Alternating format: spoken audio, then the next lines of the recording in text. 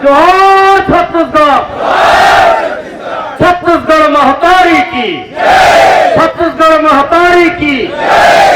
हमन जंगल जमीन ले बचाए बर आए हैं, अदानी ले जात है, हमर धरती माला चाहत हन, हमन में सब जाति पात हन, हमर यही हर बैंक है, ये हमन सब जात ओरथन टोरथन तो हमर बैंक में जमा होते हमन नहीं चाहत हन अदानी ले लड़े बर आए हम। मोर खेत बाड़ी जगह जमीन सब ला लूटा थे तो नहीं लड़हूँ। कौन लूटा थे? अदानी है, पेड़ पौधा सब जात ला काट के ले जात है तो लड़े बर आए हन, काला डराबो। और हम जंगल जमीन में रहबो, हम तेंदू पान टोर थन और चरई बीन थन और तेंदू पाका खथन, चार पाका लोर थन खथन, खोखड़ी पुटू, हम वही में जीबो, हम पैसा में नहीं जियन, हम नहीं चाहत हन अदानी।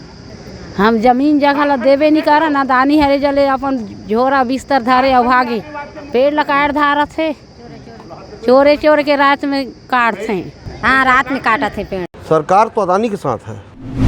पेड़ की घनी और ठंडी छांव में कुछ पुलिसकर्मी बैठकर जुआ खेल रहे हैं। इन्हें भी पेड़ की छांव चाहिए, पर पेड़ नहीं चाहिए। हर प्रशासनिक अधिकारी जो धरना स्थल पर पहुंचा है, उनकी गाड़ियों को भी छाया चाहिए, पर पेड़ नहीं चाहिए। धरना प्रदर्शन में ड्यूटी समय पुलिसकर्मियों को आराम फरमाना है तो भी पेड़ की छाया चाहिए, पर पेड़ नहीं चाहिए। जिंदा रहना है तो ऑक्सीजन भी सभी को चाहिए, पर इन्हें वृक्ष और जंगल नहीं चाहिए।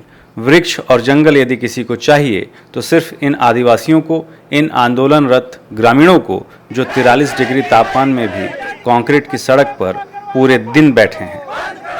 अब इस क्लिप को ध्यान से देखिए। अडानी के विरोध में प्रदर्शन कर रही महिला इन कथित पढ़े लिखे पुलिसकर्मियों से सवाल कर रही है कि प्रदर्शन स्थल पर आज ये लोग पेड़ की छांव में क्यों खड़े हैं। महिला एक पुलिसकर्मी जिसे पहचान रही है, उससे सवाल पूछ रही है कि आप तो सरगुजा के रहने वाले हैं ना, रात में पेड़ क्यों कटवा रहे थे, आज सब हमारे साथ धूप में क्यों नहीं खड़े हैं। पर थोड़ा किताब पढ़कर जिसे सरकारी नौकरी मानते हैं, उस गुलामी की जंजीरों में उलझकर कि हम मजबूर हैं, नौकरी है कहकर अपना पल्ला झाड़ लेने वाली ये पुलिस निरुत्तर है और इस महिला से नजरें चुरा रही हैं। ये गांव की अनपढ़ महिला इनसे कहीं ज़्यादा ताकतवर और खुद के साथ साथ इस प्रकृति के लिए ईमानदार है। नमस्कार, मैं हूं मनीष। आज हसदेव को बचाने के लिए आज 20 तारीख को पूरे प्रदेश भर के आदिवासी संगठनों के अलावा तमाम संगठन हसदेव के इस क्षेत्र में इस हाईवे पर मौजूद हैं। आप देख सकते हैं मेरे पीछे करीब हजारों की संख्या में यहाँ पर आदिवासी संगठन से लोग आए हैं। छत्तीसगढ़ प्रदेश के तमाम जिलों से लोग हैं, सड़क पर बैठे हैं चिलचिलाती गर्मी में। यहाँ पर हाईवे को जाम कर रखा है इन्होंने। साथ ही अडानी रेल लाइन है जिसमें मालगाड़ी से कोयला यहाँ से जाता है, उस गाड़ी को भी रोकने का इनका योजना रहा है। सबसे पहले तो नाम बताइएगा अपना। मेरा नाम संदीप पटेल है। आज हम जो है एक जलवायु परिवर्तन से जो है पूरा देश और पूरा विश्व जो है लड़ रहा है और उसी संकट को आज बचाने के लिए हसदेव के आदिवासी पिछले 10 साल से जो है यही मांग कर रहे हैं कि हसदेव के जंगलों को ना काटा जाए, क्योंकि हसदेव का जंगल जो है वो छत्तीसगढ़ का फेफड़ा माना जाता है। और ये सरकारी रिपोर्ट कह रही है, wild life institute of India ICFRE खुद ये कह रही है कि अगर इस हसदेव के जंगलों में खनन प्रक्रिया आगे बढ़ाई जाती है तो यहाँ के जो मानव हाथी द्वंद्व है वो बढ़ेगा और जो इसके दुष्परिणाम होंगे वो अपरिवर्तनीय होंगे। लेकिन इन सभी जो है सरकारी संस्थाओं के जो है अनुशंसा को, रिकमेंडेशन को दरकिनार करके छत्तीसगढ़ की भूपेश सरकार और केंद्र की मोदी सरकार हसदेव के आदिवासियों पर दमन करते हुए फर्जी ग्राम सभा के आधार पर और पेशा और वन अधिकार कानून का उल्लंघन करते हुए जो है यहाँ पर पूरे तरह से देखा जाए तो अडानी के दबाव में यहाँ पर कोयला खदान की प्रक्रिया एक के बाद एक की जा रही है।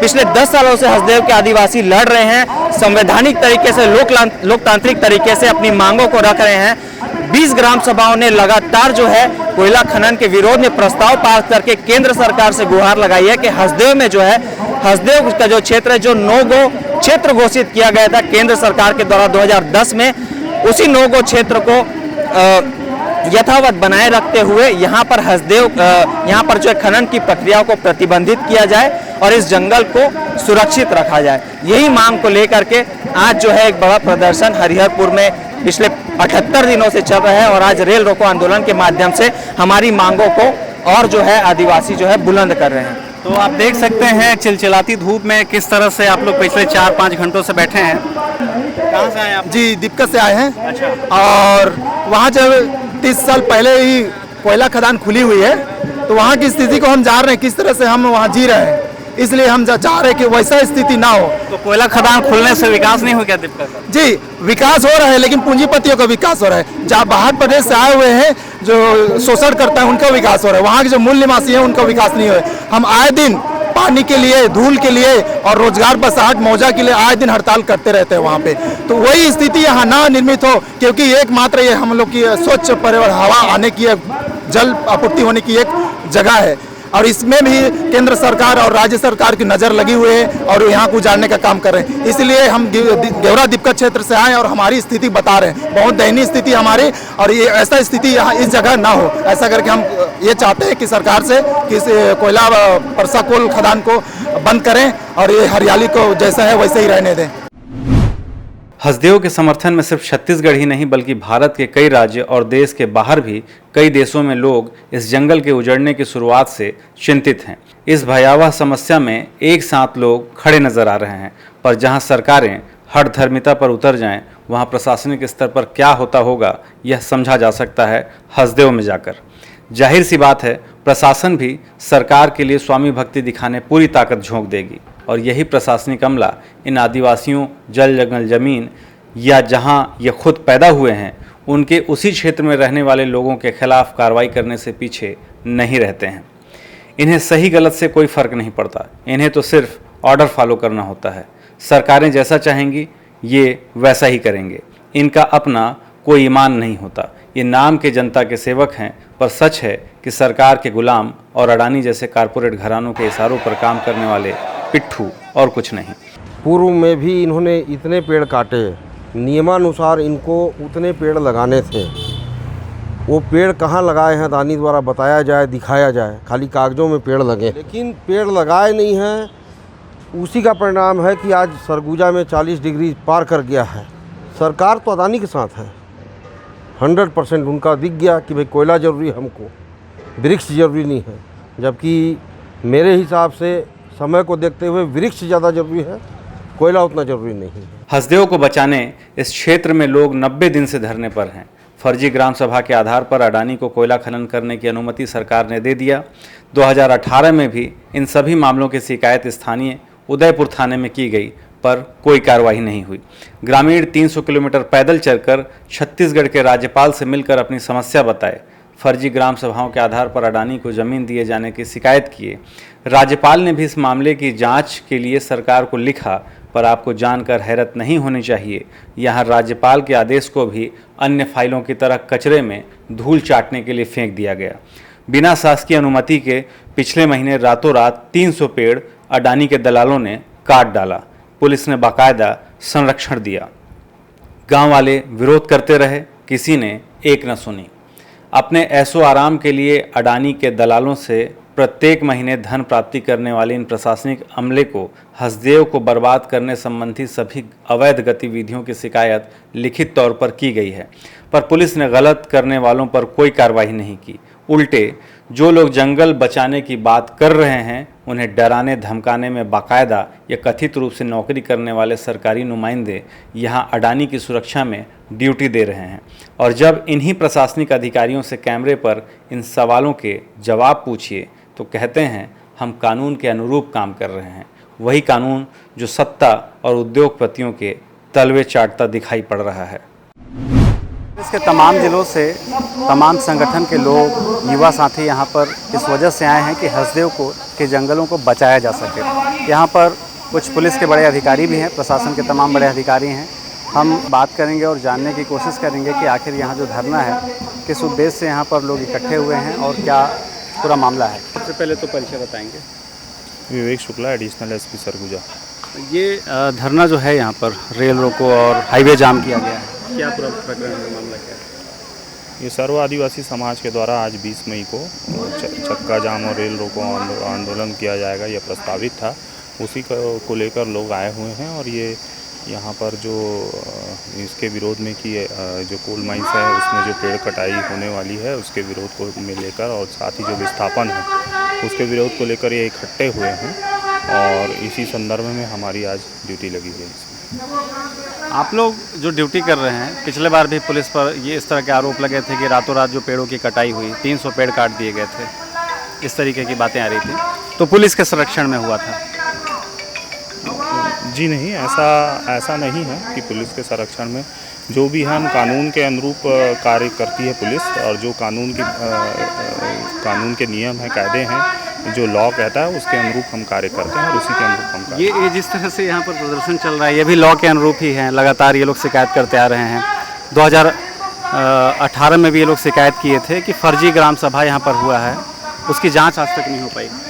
इस बारे में जो संबंधित संस्थान है या जो संबंधित विभाग है वो उस बारे में अच्छे से बता पाएगा। आप देख रहे हैं कि किस तरह से पुलिसकर्मी हो या पूरे प्रशासन के लोग हों, पेड़ की छांव में हैं और उसी पेड़ की छांव में हैं जिन पेड़ों की कटाई अभी होनी है। हमारे साथ उदयपुर सरगुजा के एसडीएम हैं। सर, शुभ नाम बताइएगा। अनिकेत साहू। यहाँ पर अभी बीच में 300 पेड़ों की कटाई हो गई थी जो अवैध तरीके से हुई थी। हाईकोर्ट ने भी इस पर टिप्पणी किया था। जी नहीं, ये अवैध तरीके से नहीं की थी। इसके लिए कलेक्टर सूरजपुर ने परमिशन मिला था, उसके बाद इसकी वन विभाग ने कटाई की थी। तो हाईकोर्ट ने सवाल किया था कि जब अनुमति नहीं है तो 300 पेड़ कैसे काट दिए गए, वो भी पुलिस के संरक्षण में? रातों रात में काटने की क्या आवश्यकता पड़ी थी? ऐसा नहीं, सुबह 5 बजे, चूँकि अभी गर्मी का मौसम है इसीलिए सुबह 5 बजे वन विभाग के कर्मचारी अधिकारी ने वहाँ पेड़ कटाई को किया था। इसके बाद कुछ गाँव वाले ने as a petition high court में लगाया था, जिसका जवाब वहाँ के OIC जो उस केस में प्रकरण में OIC हैं उन्होंने जाके उसमें जवाब दवा किया। उसके बाद हाई कोर्ट ने उस पर विचार किया और उस पर निर्णय भी दिया है कि ऐसा कुछ नहीं हुआ था। देखिए, मांग हर किसी की रहती है, हर किसी की अपनी एक सोच रहती है, मांग रहती है उस पर, और हर किसी को अधिकार है अपनी मांग को रखने का। तो वैसे ही आज यहाँ पर सरगुजा और सूरजपुर के लोग अपनी मांग को रखने आए हुए हैं, तो उस मांग पे भी ज़रूर विचार किया जाएगा। काफ़ी समय से आरोप भी लगता आ रहा है कि आप यहाँ पर जो लोग धरना कर रहे हैं या जो 75-78 दिनों से जो लोग बैठे हैं, उन पर लगातार धमकाने का, दबाव बनाने का आरोप आप पे लगता रहा है। जी नहीं, ये सब सरासर गलत बात है। जनरली हम प्रशासक होने के नाते यहाँ के गांव वालों को समझाना, उनकी मांगों को सुनना हमारा फ़र्ज है, वही हम लोग करते हैं। और उनको यही समझाया जाता है कि जो भी अपनी मांगों को कानूनी तौर पर रखें और उसका कानूनी तौर पर उन पर लड़ाई करें, उस पर सभी उनके साथ रहेंगे। बीच में लगातार इन पर कार्रवाई हुई, FIR भी हुए हैं ग्रामीणों पे जो लोग विरोध कर रहे थे। 11 लोगों पे FIR हुआ था। 2018 में इन्होंने शिकायत किया है उदयपुर थाने में, तमाम अधिकारियों को, SDM के यहाँ भी शिकायत है कि फर्जी ग्राम सभा प्रस्ताव पास करके खदान को दे दिया गया है। उस पर कोई जाँच रिपोर्ट आ पाएगी आज तक? हाँ, उस फर्जी ग्राम सभा के संबंध में तत्कालीन SDM साहब ने जाँच की थी। उस जाँच में सारे जो क्वेश्चन उठे थे उन्होंने आधार पाए गए थे। वैसा ही जांच रिपोर्ट वहाँ सबमिट कर दिया गया। ये आप कहना चाह रहे हैं कि इनका जो आरोप था वो गलत था? जो ग्रामीण जो आरोप लगा रहे हैं कि फर्जी ग्राम सभा प्रस्ताव बनाया गया तो एक तरीके से आरोप ही नहीं रहा था। उस जांच के अकॉर्डिंग वो फर्जी ग्राम सभा का जो इल्ज़ाम है वो गलत है। आप लोग भी पेड़ की छांव में खड़े होकर आज यहाँ पर इस पूरा धरना को देख रहे हैं, क्या लगता है ऑक्सीजन की आवश्यकता हम लोगों को नहीं है?